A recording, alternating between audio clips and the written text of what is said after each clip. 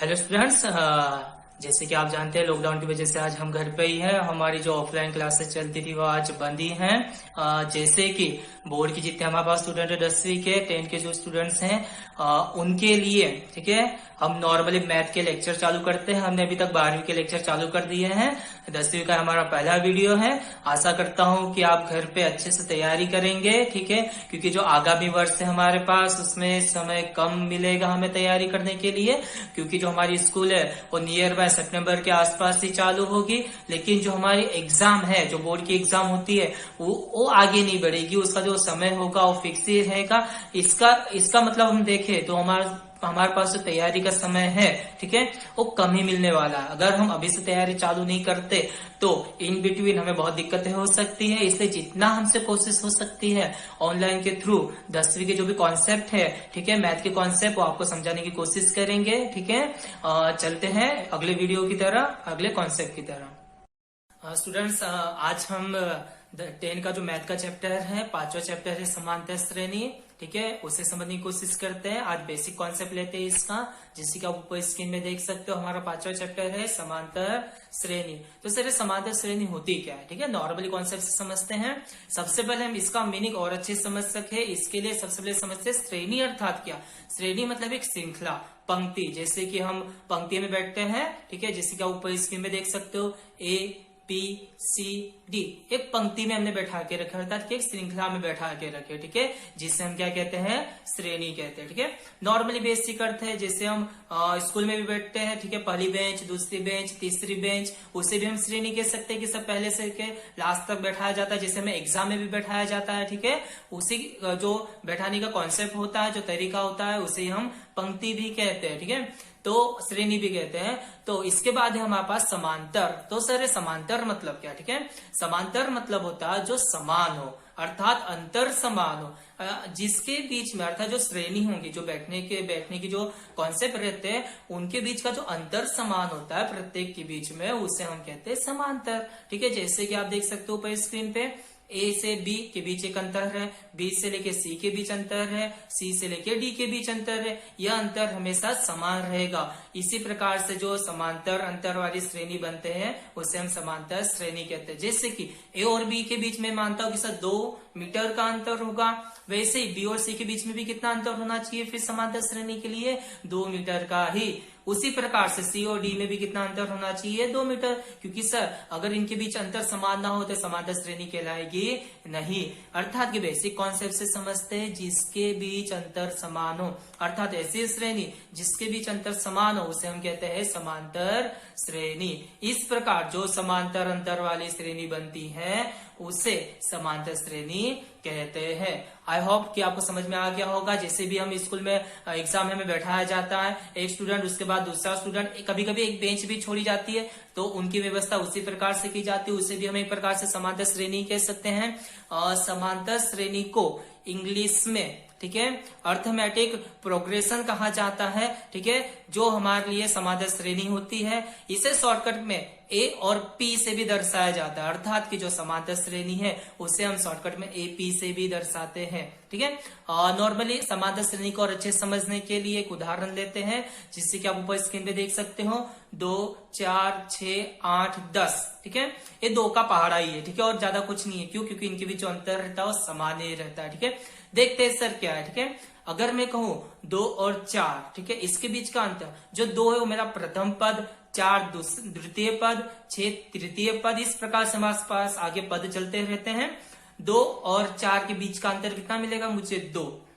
ठीक उसी प्रकार से अगर मैं सर 6 और 4 के बीच का अंतर लेता हूं तो मुझे मिला 2। ठीक है, जिसे आप ऊपर स्क्रीन पे देख सकते हो। उसी हिसाब से 8 और 6 के बीच का अंतर लूं, फिर भी मुझे कितना मिलता है, 2 मिलता है। ठीक है, वैसे ही अगर 10 और 8 का अंतर लूं तो मुझे कितना मिलता है, 2। अर्थात कि हम करते क्या जा रहे हैं सर, दूसरे पद में से पहला पद माइनस कर रहे हैं तब मुझे अंतर मिलता है। ध्यान रखना, हमेशा अंतर कैसे निकलेगा, उसके आगे वाले पद में से पहला पद माइनस करो, भले ही वो चौथे में से फिर तीसरा पद माइनस करो, या 5वें में से चौथा, या फिर दूसरे में से पहला। ध्यान रखना, अंतर निकालने के लिए हमें दूसरे पद में से पहला पद माइनस करना पड़ेगा, और अंतर हमेशा क्या मिलेंगे आपको, समान, कभी बदलते नहीं। इस प्रकार अर्थात जिस श्रेणी के बीच अंतर समान हो उसे हम समांतर श्रेणी अर्थात की AP कहते हैं। ठीक है, इसी प्रकार से जो पहला पद होता है, ठीक है, जैसे कि हमारे पास 2 है, प्रथम पद को ए से दर्शाया जाता है। जो हमारे पास श्रेणी है उसमें प्रथम पद क्या बन जाएगा, हमारा 2 बन जाएगा, ठीक है। उसी प्रकार से श्रेणी के बीच जो अंतर होता है उसे हम दर्शाते हैं डी के सिंबल से, ठीक है। जैसे कि 4 में से हमने 2 माइनस किया था तो हमारे पास मिला था 2, वो हमारा अंतर है। इसी प्रकार से हमारे पास जो 2 है वो अंतर के रूप में भी हमें दिखाई दे रहा है, जो बदलता नहीं है। इस प्रकार से समांतर श्रेणी में डी बदलेगा नहीं, जो डी हमारे पास वो कभी बदलेगा नहीं। अगर डी चेंज होता है अर्थात कि अंतर चेंज होता है तो ये समांतर ही नहीं रहा, अर्थात कि इसका मतलब समांतर श्रेणी है ही नहीं, ठीक है। तो इसकी ये पहचान भी मिलती है कि सर हमेशा डी कैसा होना चाहिए, हमारे पास समान। और डी निकालने का कॉन्सेप्ट पता चला कि सर दूसरे पद में से पहला पद माइनस करना, भले वो 5वें में से चौथा माइनस क्यों ना करना पड़ जाए, ठीक है, वो कभी बदलेगा नहीं। इसी प्रकार से एक और कॉन्सेप्ट है हमारे पास, नॉर्मली उसे समझते हैं जिसे हम कहते हैं व्यापक स्वरूप, ठीक है, या व्यापक रूप, ठीक है। इसको अच्छे से समझने के लिए ऊपर स्क्रीन पे देखिएगा, व्यापक रूप किस प्रकार से है, ए प्लस डी। ए मतलब प्रथम पद, डी मतलब अंतर। ए पहला पद हो गया, ए प्लस डी मेरा द्वितीय पद है, ए प्लस 2d, ठीक है, ये मेरा तीसरा पद है, ठीक है। a प्लस 3d ये मेरा चौथा पद है, ठीक है। अब सर एक है क्या व्यापक स्वरूप, आप ध्यान में रखिएगा, इसको और अच्छे से हम समझाने की कोशिश करते हैं, ठीक है।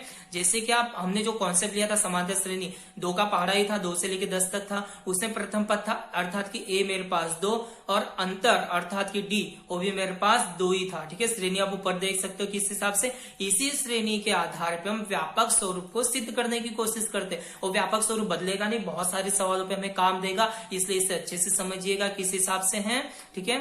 हमारे पास प्रथम पद अर्थात कि a जो 2 है, ठीक है, श्रेणी के हिसाब से।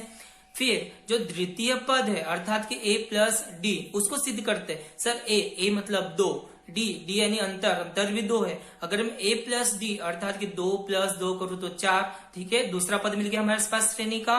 उसी प्रकार जो तीसरा पद है 6, उसको सिद्ध करने की कोशिश करते हैं व्यापक स्वरूप से। तीसरा पद मेरे पास क्या है, a प्लस 2d, ठीक है, इसको सिद्ध करते हैं। a कितना है मेरे पास 2, 2 तो प्लस 2 है मेरे पास इंटू डी कितना है वो भी 2 ही है, अर्थात 2 प्लस 2 इंटू 2, ठीक है। सबसे पहले गुना होता है, 2 गुणे 2 4, ठीक है। इस प्रकार से हमारे पास क्या मिलेगा, 2 प्लस 4 इज इक्वल टू 6, अर्थात कि तीसरे पद का आंसर कितना मिल गया हमारे पास 6, ठीक है। व्यापक स्वरूप को हम सिद्ध करते जा रहे हैं वो नॉर्मली समांतर श्रेणी के आधार पर, ठीक है। इसी प्रकार से हमारे पास चौथा पद है a प्लस 3d, ठीक है, इसको सिद्ध करते a मेरे पास 2 है, d भी 2 है, ठीक है, अर्थात कि 2 प्लस 3 गुणे 2, ठीक है। सबसे पहले गुना सॉल्व होगा, जो हमारे पास फाइनली आंसर मिलता है 2 प्लस 6 अर्थात कि 8, ठीक है। इसी प्रकार से चौथा पद मेरे पास कितना मिल गया 8। इसी प्रकार से हमको पांचवा पद भी मिल जाएगा, इसको हमें कंटिन्यू रखना आगे। नॉर्मली है व्यापक स्वरूप को आप ध्यान रखिएगा कि इस हिसाब से बहुत काम पड़ेगा हमें आगे। समांतर श्रेणी को और अच्छे समझने के लिए हम एक सवाल लेते हैं, जैसे कि आप स्क्रीन पे देख सकते हो, हमें दिया है सवाल 4, 8, 12 और 16, ठीक है, ये हमारे पास सवाल है। पूछा क्या गया हमें सवाल में, प्रथम पद और अंतर बताइए तथा यह समांतर श्रेणी है या नहीं वो भी बताइए। तो ऊपर हमारे पास जो श्रेणी है इसका प्रथम पद क्या दिखाई दे रहा है हमें 4, जिससे हम किससे दर्शाते a के द्वारा, ठीक है, अर्थात a अर्थात प्रथम पद आ गया 4। जो हमारे पास अंतर है, अंतर को हम दर्शाते हैं d से।